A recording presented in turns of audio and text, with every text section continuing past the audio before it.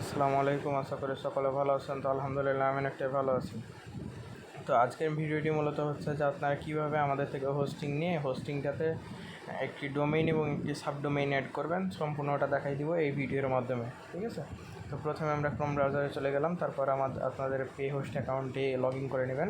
Log in করে নেওয়ার পর সুন্দর মতো সার্ভিসে ক্লিক করে আপনারা হোস্টিংটে লগ ইন করতে পারেন, বা এই যে এখানে দেখাবে যে your active product and service. তো এখান থেকে আপনারা ম্যানেজে ক্লিক করবেন। ম্যানেজে ক্লিক করার পর লগ ইন ইনটু সি প্যানেলে ক্লিক করলে আপনাদের সি প্যানেলটি কিন্তু লগ ইন হয়ে যাবে। ঠিক আছে, তো আপনাদের সি প্যানেলটি লগ ইন হয়ে যাওয়ার পর এরকম একটা ইন্টারফেস আসবে। তো এরকম একটা ইন্টারফেস আসবে। ঠিক আছে, তারপর কী করবেন, আপনারা নিচে চলে যাবেন। তারপর এই যে দেখবেন যে এখানে একটা ডোমেইন নামে একটা অপশান আছে। ঠিক আছে, একটা ডোমেইন নামে অপশান আছে। ডোমেইনে ক্লিক করে দিবেন।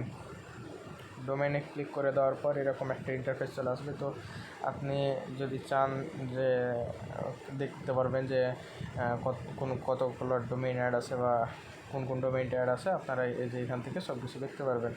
তারপরে হচ্ছে আপনি যদি একটা ডোমেইন ধরেন অ্যাড করবেন, সেক্ষেত্রে আপনি কী করবেন, এই যে ক্রিয়েট এ নিউ ডোমেইনে ক্লিক করে দেবেন। ক্রিয়েট এ নিউ ডোমেইনে ক্লিক করে দিলে এরকম একটা ইন্টারফেস চলে আসবে। ধরেন আমি একটা ডোমেইন অ্যাড করব, পে হোস্ট ডেমো .xyz। ঠিক আছে, আমি ধরেন ডোমেইনটা অ্যাড করব। আপনি যখন মেইন ডোমেইন অ্যাড করবেন, সেক্ষেত্রে কী করবেন, এই যে এখান থেকে টিক মার্কটা উঠাই দিবেন। ঠিক আছে, টিক মার্কটা উঠাই দিলেই আপনার কিন্তু মেইন ডোমেইনটা অ্যাড হয়ে যাবে। এখানে দেখুন সাবমিটে ক্লিক করে দেবেন। সাবমিটে ক্লিক করে দেওয়ার সাথে সাথে কিন্তু এই যে এরকম একটা ইন্টারফেস আসবে। তো এখানে দেখুন কি দেখাচ্ছে, এখানে দেখাচ্ছে যে could not determine name server IP and register valid domain, মানে আপনাকে একটি ডোমেইন ইউজ করতে বলছে যেটা আর কি ভ্যালিড। ঠিক আছে, তো আপনি এখানে কী করবেন, আপনার যেটা ডোমেইন কিনা থাকবে ওই রিয়েল ডোমেইনটা দিবেন। ধরেন আমি দিলাম hostplan.xyz। ঠিক আছে, এখানে hostplan.xyz দিয়ে সাবমিট দিলাম। দেখুন এবার কিন্তু আমাদের ডোমেইনটা অ্যাড হয়ে যাবে, কারণ এটা ডোমেইন কিনা আছে অলরেডি। আপনারা ডোমেইন অ্যাড করার সময় এমন কোনো ডোমেইন অ্যাড করবেন না যেটা আগে কিনা হয়নি আর কি। ঠিক আছে, আপনার অবশ্যই ডোমেইনটা কিনা থাকতে হবে।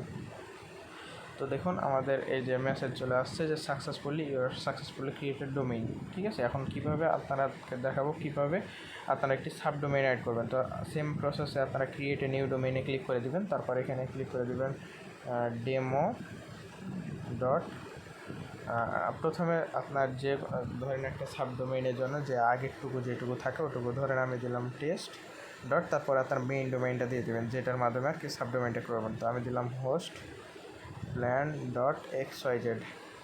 ঠিক আছে, তারপর এখানে যদি টিক মার্ক থাকে টিক মার্কটা উঠিয়ে দিবেন। তারপর এখানে সাবমিটে ক্লিক করে দেবেন। সাবমিটে ক্লিক করে দিলেই কিন্তু এখানে আর কি দেখাবে।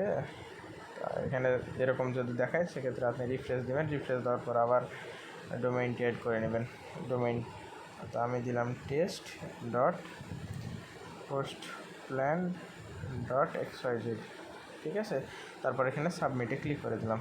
সাবমিটে ক্লিক করে দেওয়ার সাথে সাথে কিন্তু আমাদের ডোমেইনটি অ্যাড হয়ে যাবে। দেখুন আমাদের ডোমেইনটি অ্যাড হয়ে যাবে। তো ওরকম যদি কোনো ইরর আসে সেক্ষেত্রে রিফ্রেশ দিলেই আপনারা ঠিক হয়ে যাবে।